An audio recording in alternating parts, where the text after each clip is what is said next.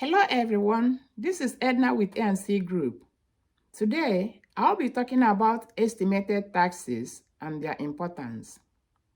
Estimated taxes are quarterly tax payments that are made throughout the year on income that was not subject to payroll withholding, such as self-employment income.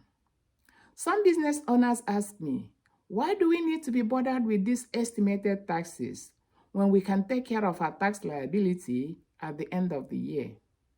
Well, the short and simple answer is that the US tax system is a pay-as-you-go system, which means as you earn your income, you are also supposed to take care of your taxes.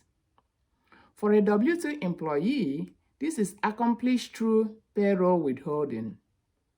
But for a self-employed business owner, this is accomplished through making quarterly estimated tax payments. If you expect to owe at least $1,000 in taxes, you are required to make estimated tax payments. These payments are generally due on the 15th of April, June, September, and January. Failure to make estimated tax payments may result into underpayment penalties.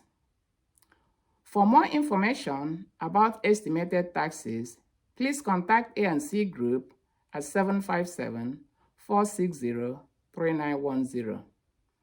That's it for now, and thank you so much for watching this video.